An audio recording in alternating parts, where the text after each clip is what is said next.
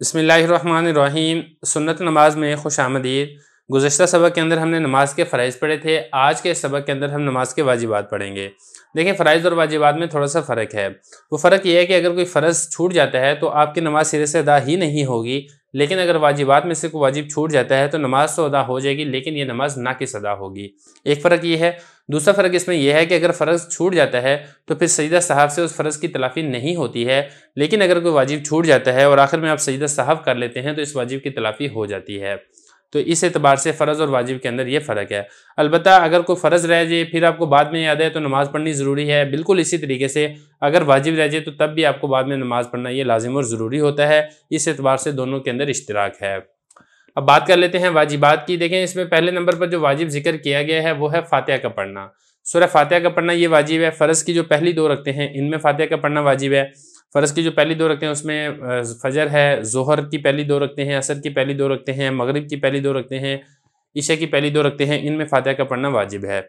और इसी तरीके से जो सुन्नतें हैं या नवाफ़िल हैं, इनकी हर रकत के अंदर फ़ातिहा का पढ़ना ये वाजिब है। अलबत्ता जो इमाम है, इमाम जो पहली 2 रकते हैं फ़र्ज़ की उसमें तो फ़ातिहा पढ़ेगा, लेकिन जो आखिरी 2 रखते हैं उसमें इमाम के लिए फ़ातिहा का पढ़ना वाजिब नहीं है। और जो मुक्तदी है, मुक्तदी इमाम के पीछे खामोश रहेगा।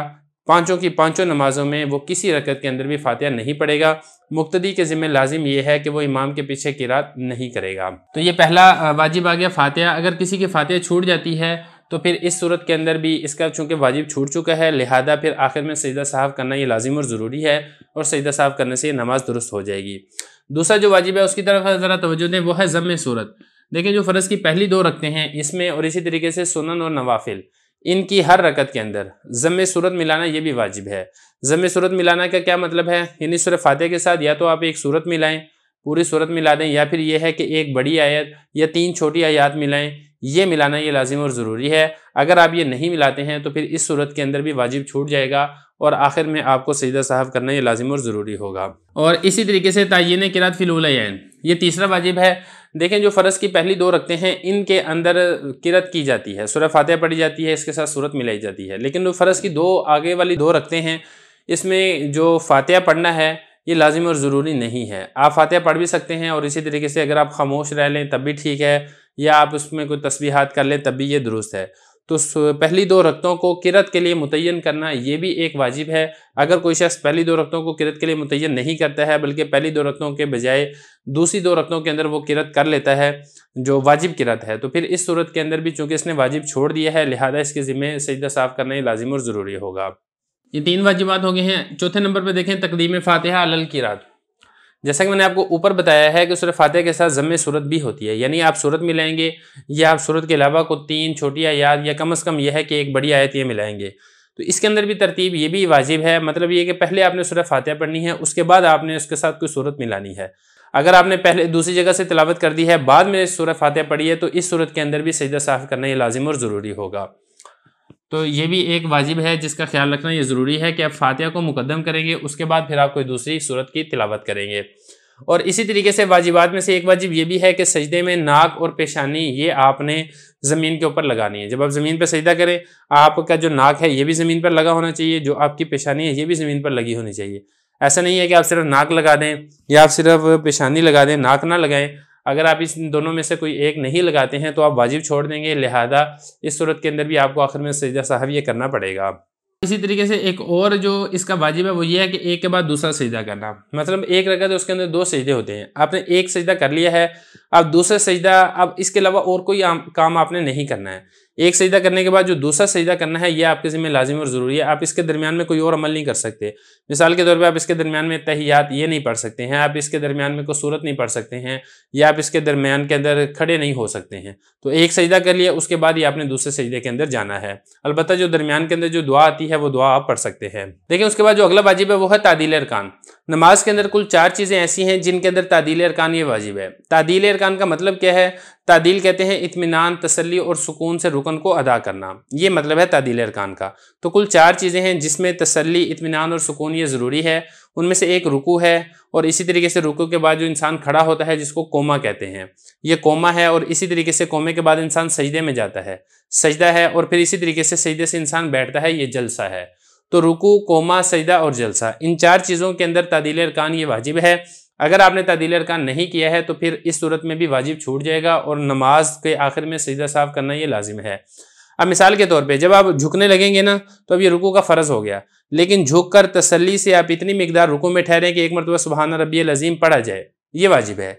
इसी तरीके से जब आप खड़े होंगे तो कोमा ये हो जाएगा, लेकिन खड़े होते साथ ही आप फ़ौरन ना जाएं सजदे के अंदर, बल्कि आप तसल्ली से खड़े हों, उसमें समी अल्लाहु लिमन हामिदा पढ़ें, इतनी मिकदार आप ठहरेंगे तो इतनी देर तसल्ली के साथ खड़े होना ये भी वाजिब है।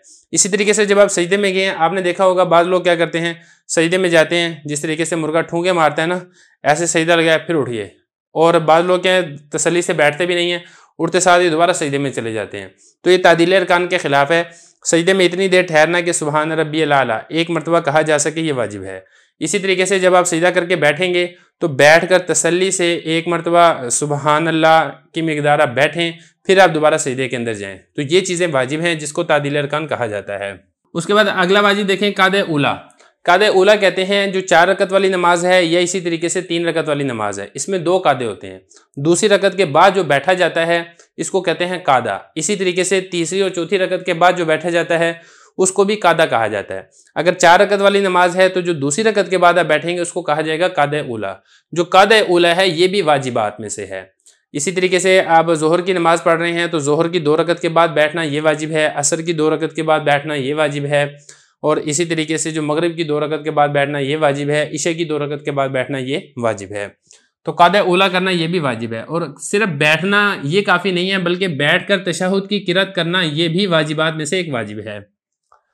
अगर आप बैठ तो गए हैं लेकिन आपने तशहुद नहीं पढ़ा है, अत्तहियातु लिल्लाहि वस्सलावातु तय्यिबातु वस्सलामु अलैहि, जो पूरा तशहुद है अब्दुहु व रसूलुहु तक, ये पढ़ना भी वाजिब है। अगर आप ये नहीं पढ़ेंगे तो आप वाजिब छोड़ देंगे, लिहाजा आखिर में सजदा साहब करना ये लाजिम और ज़रूरी होगा। ये हो गया। अब उसके बाद आगे देखें, तीसरी रकत के लिए खड़ा होना। देखें जब आप दूसरी रकत के लिए बैठे हैं, जब आप दूसरी रकत के लिए बैठे हैं और आपने अब्दुहु व रसूलुहु तक पढ़ लिया है तो फिर आप फ़ौरन तीसरी रकत के लिए खड़े हो जाएं, आप इसको डिले ना करें। ये फ़र्ज़ के अंदर में भी आपने ऐसे ही करना है, अब्दुहु व रसूलुहु तक पढ़ के फ़ौरन खड़े हो जाना है। और इसी तरीके से जो सुन्नत मुअक्कदा हैं उसके अंदर भी आपने ऐसे ही करना है, अब्दुहु व रसूलुहु तक पढ़ के फ़ौरन खड़े हो जाना है।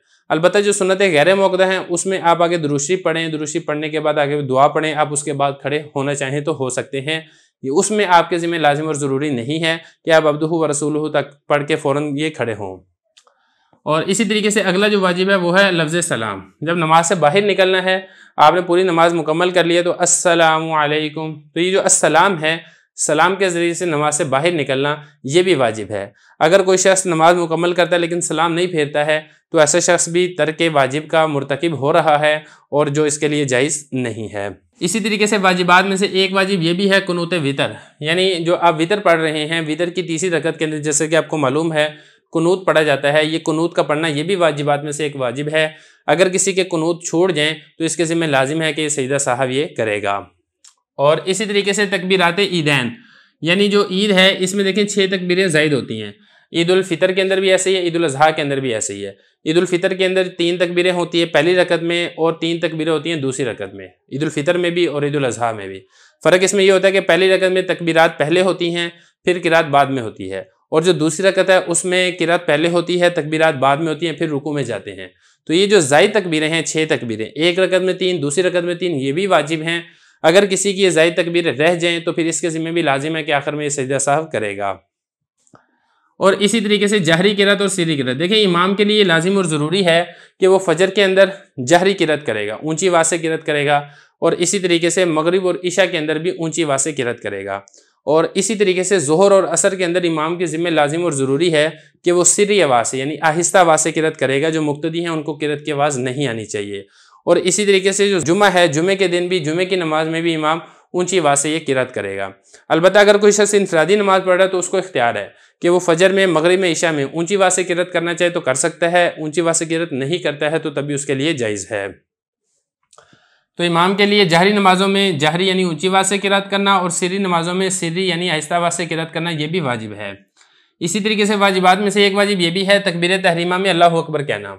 देखें जो नमाज शुरू करते हैं तो अल्लाहु अकबर कहते हैं, ये जो अल्लाहु अकबर के ज़रिए से आप तकबीर तहरीमा कह रहे हैं ये भी वाजिब है।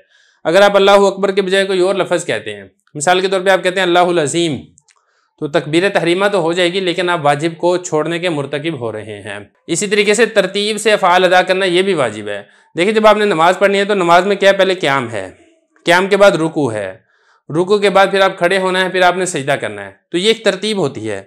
लेकिन अगर आप तरतीब के खिलाफ करें, मतलब आपने नमाज शुरू की है, तकबीर तहरीमा क्या कि आप अल्लाहु अकबर, रुकू में चले गए, रुकू करने के बाद आप खड़े होकर क़याम में आ गए हैं, तो ये आप तरतीब के खिलाफ कर रहे हैं।